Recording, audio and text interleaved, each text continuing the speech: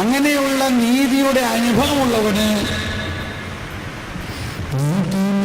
കുലുങ്ങാൻ അവിടം അനുവദിക്കുന്നുണ്ടോ?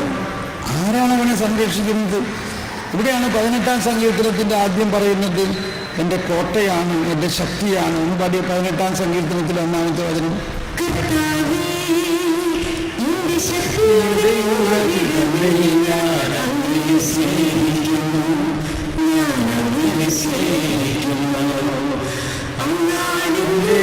ശാസ്ത്രിലയും കോട്ടയും വിമോചകനും എനിക്ക് അഭയം തരുന്ന പാലയും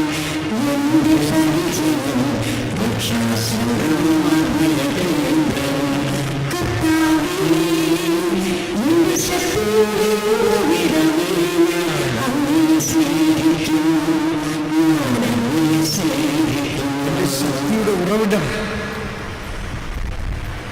ഓക്കെ, അപ്പോൾ നമ്മളിന്ന് ഉച്ചയ്ക്ക് പഠിച്ച സങ്കീർത്തനം ഓർക്കണ്ടോ? ആ സങ്കീർത്തനത്തിലെ ഒരു വരി രാവിലെയും പാടി ഉച്ചയ്ക്കും പാടി. എന്താണത്? 65-ാം സങ്കീർത്തനത്തിലെ ഈ രടി നമ്മൾ ഓർത്തിരിക്കണമെന്ന് പറഞ്ഞത്. പ്രാർത്ഥന ശ്രവിക്കുന്നവനെ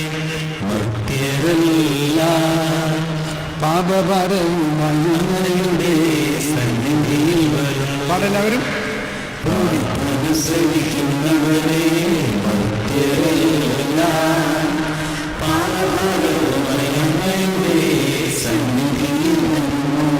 എല്ലാവരും ഒന്നുകൂടി. പ്രാർത്ഥന സേവിക്കുന്നവനെ ഭക്തരെല്ലാം പാപഭാരവുമായ ഒന്നുകൂടി. പ്രാർത്ഥന ശ്രവിക്കുന്നവനെ ഭക്തരെല്ലാം പാപഭാരവുമായി അങ്ങയുടെ സന്നിധിയിൽ വരുന്നു. അകൃത്യങ്ങൾക്ക് അടിമപ്പെടുമ്പോൾ അങ്ങ് ഞങ്ങളെ മോചിപ്പിക്കുന്നു. അങ്ങയുടെ അങ്കണത്തിൽ വസിക്കാൻ അങ്ങ് തന്നെ തിരഞ്ഞെടുത്തു.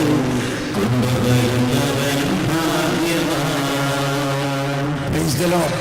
അപ്പൊ ഈ 5 ദിവസം കഴിയുമ്പോഴേക്കും നിങ്ങൾക്ക് ഓരോ സങ്കീർത്തനങ്ങളിലും ഒരു 2 വരിയെങ്കിലും ഇങ്ങനെ ബൈഹാർട്ടാക്കണം. അത് ഉദ്ദേശിച്ചപ്പോഴേ ഈ വൈകുന്നേരങ്ങളിലൊക്കെ അങ്ങനെ നമ്മളുടെ ഒരു 2 വരി മതി. വേറൊരു സങ്കീർത്തനമുണ്ട്, എനിക്ക് വളരെ ഇഷ്ടപ്പെട്ടൊരു സങ്കീർത്തനമാണ്. അതിനകത്ത് ഒരു വരി ഇങ്ങനെയാണ്: എനിക്കപ്രാപ്യമായ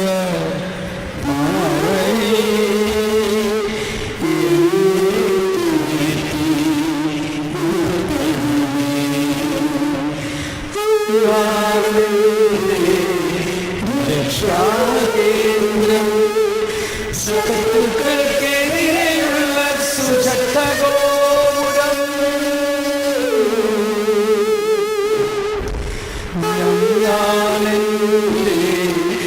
രക്ഷാകേന്ദ്രം ശത്രുക്കൾക്കെതിരെയുള്ള സുശക്തഗോപുരം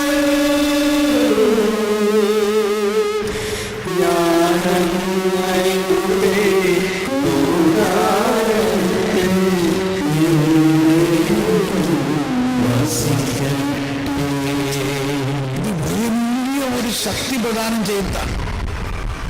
34-ാം സങ്കീർത്തനത്തില് 2 വരി പാടാം. സിംഹക്കുട്ടികൾ പടി കർത്താവിനെ അന്വേഷിക്കുന്നവർക്കൊന്നിനും കുറവുണ്ടാവുകയില്ല. സിംഹക്കുട്ടികൾ ഇരകിട്ടാതെ വിശന്നു വലഞ്ഞേക്കാം. കർത്താവിനെ അന്വേഷിക്കുന്നവർക്കൊന്നിനും കുറവുണ്ടാവുകയില്ല. മനസ്സിലായോ? സിംഹക്കുട്ടി എന്ന് പറഞ്ഞാൽ കാട്ടിലെ രാജാവാണ് സിംഹം.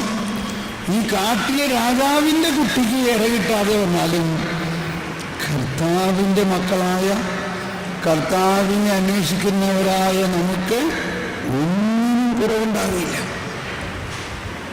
Price the Lord. നമുക്കിരിക്കാം. നമ്മൾ എന്തിനായിരുന്നു?